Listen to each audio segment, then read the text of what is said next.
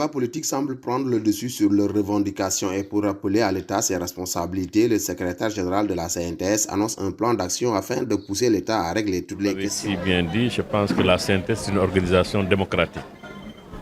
Et puisque nous allons vers des échéances, normalement la convocation du Congrès confédéral, nous devons donc procéder au renouvellement des structures de base de notre organisation, à savoir toutes les unions régionales, mais également les syndicats affiliés. C'est dans ce sens que nous sommes aujourd'hui à Thiès, après avoir fait plusieurs régions. Nous sommes à Thiès ce matin pour procéder à cela. Dieu merci, nous avons trouvé des camarades mobilisés, une unité et une solidarité exemplaire manifestée donc par les camarades qui ont renouveler leur confiance au secrétaire général Mamadou Mbodj, que nous saluons et que nous félicitons au passage. Maintenant, en ce qui concerne la suite, comme vous l'avez dit, c'est également une opportunité pour nous pour revenir sur les problèmes que traverse le monde du travail, notamment la situation difficile des travailleuses et des travailleurs du Sénégal, les populations liées à un coût de la vie excessif, mais également à des violations des droits des travailleurs dans plusieurs secteurs. Mais également pour interpeller l'État du Sénégal à ce que les accords qui ont été pris soient effectifs, notamment en ce qui concerne les salaires, les augmentations de salaires. À ce jour, donc, nous attendons l'arrêté d'extension qui devrait permettre à des travailleurs du secteur parapublic de pouvoir en bénéficier. Il y a également l'accord avec le président de la République sur la suppression des équivalences. Nous attendons toujours l'abrogation donc de cette disposition, de cet arrêté, et également la ratification de la Convention 190. Au-delà de ces questions, nous pensons également que nous avons d'autres problèmes sur lesquels nous devons interpeller l'État, à savoir les difficultés liées au paiement de ces détails des collectivités locales, des travailleurs du secteur primaire, la situation des travailleurs de la santé, l'hôpital de Dantec, Grand Yoff, l'hôpital, les centres de santé, mais ça où, encore une fois, ces travailleuses et ces travailleurs attendent que les salaires ou quelquefois les primes ne soient payées. Et nous interpellons donc l'État sur toutes ces questions. Et enfin, nous pensons, au-delà de toutes ces difficultés, nous interpellons également le ministère de l'Intérieur. Comme vous le savez, nous avons plusieurs organisations syndicales qui ont déposé leur demande de récépissé. Et à ce jour, c'est des demandes qui dorment dans le bureau du ministère. Nous pensons qu'il est temps que le ministère de l'Intérieur puisse accorder un temps soit peu de temps pour que ces questions-là soient vidées. Parce que nous ne pouvons pas attendre, encore depuis 2001, certaines organisations attendent. Alors qu'il y en a d'autres qui reçoivent des récépissés, on ne sait pas comment ils font, sans pour autant convoquer des assemblées générales. Voilà des questions de fond sur lesquelles, en tout cas, nous pensons qu'il faudrait, donc, sur lesquelles donc, nous allons interpeller le gouvernement. Nous essayons de dialoguer, de mettre le dialogue en priorité, mais nous pensons également que de la part du gouvernement que nous trouvons une oreille attentive. En tout cas, la CNTS envisagera dans les jours à venir à proposer un plan d'action qui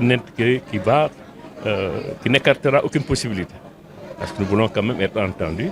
Je pense que le gouvernement a des priorités beaucoup plus politiques, n'est-ce pas, que sociales. Alors que nous avons des préoccupations sur lesquelles nous interpellons le gouvernement, le chef du gouvernement et les travailleurs. La politique n'a pas d'impact sur la vie professionnelle. Oui, c'est ce que j'ai dit. Je pense que les débats politiques prennent le dessus sur les considérations sociales, sur les priorités. Nous avons d'autres priorités, nous.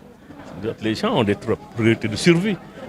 Comme je l'ai dit tout à l'heure, nous avons des problèmes de survie, nous avons des préoccupations liées aux droits. Et sur ces questions, je pense que tant soit peu, il faut que le gouvernement puisse nous accorder un peu de temps, une oreille attentive.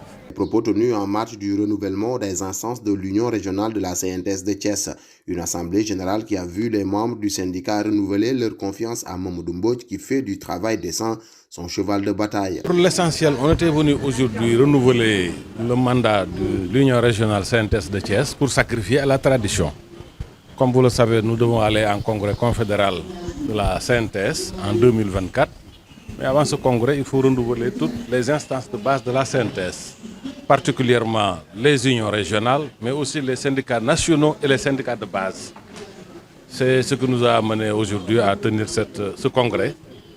Voilà, nous avons fait un rapport d'activité qui a retracé un peu ce que nous avons vécu durant ces 5 ans avec les syndicats de la région, mais aussi tracer des perspectives pour l'avenir du mouvement syndical et du monde du travail.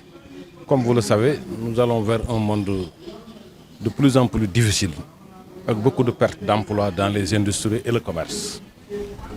À cause des changements climatiques, vous constatez qu'au niveau de la région, plusieurs de nos stations balnéaires ont été englouties par la mer. Ces hôtels sont partis avec une chaîne de valeur qui embrassait beaucoup de corps de métier. Ça fait ce qui nous crée un énorme chômage dans la région. Mieux, le Covid-19, avec ses impacts sur la société, non seulement dans le monde du travail, mais aussi dans le secteur informel, qui représente 90% de l'activité économique au Sénégal. Chemin faisant, la guerre de l'Ukraine est venue encore faire sa partition, qui a rendu le monde économique et social beaucoup plus difficile, avec une hausse des prix, avec une difficulté de commerce dans le monde, particulièrement, un blocage. Donc nous allons vers une société difficile. Il nous faut dès à présent, en tout cas, mettre des scénarios pour une transition juste. Donc il revient au mouvement syndical de commencer dès maintenant à s'adapter à des scénarios et de profiter du dialogue social avec nos partenaires, vraiment pour trouver les voies et moyens de régler davantage les acquis matériels et moraux des travailleurs. Il faut une nouvelle forme de privilégier le dialogue. Il faut le dialogue social est le chemin pour toutes les luttes, n'est-ce pas? On ne peut pas contre le dialogue social pour gagner dans le mouvement syndical, dans le contexte du monde en tout cas. Ceux qui détiennent le capital sont très forts, n'est-ce pas?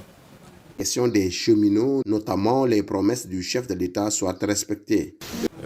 Nous avons des gouvernements qui ne peuvent pas s'adapter à la situation économique à cause des pressions comme les appellent les révolutionnaires, des colonisateurs qui nous imposent leurs lois, qui nous dictent leurs lois.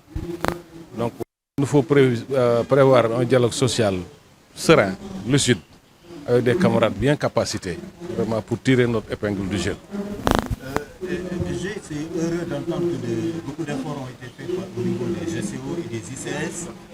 Le chemin de fer, l'État a annoncé des perspectives, mais apparemment des difficultés restent. D'accord. Au niveau des GCO, les industries minières en général et les industries extractives de la région, beaucoup d'efforts ont été faits. Nous tenons surtout à ce que ces entreprises soient dans les meilleurs des standards. GCO et les ICS portent le drapeau pour le moment. C'est les entreprises vraiment les plus nanties du point de vue des acquis. Mais il en reste encore, comme vous le savez. Un syndicaliste, comme je l'ai dit tout à l'heure, ne peut pas dormir sur ce laurier, ni cesser de revendiquer. La revendication, elle est permanente, c'est tous les jours. Parce qu'il faut aller vers le travail décent.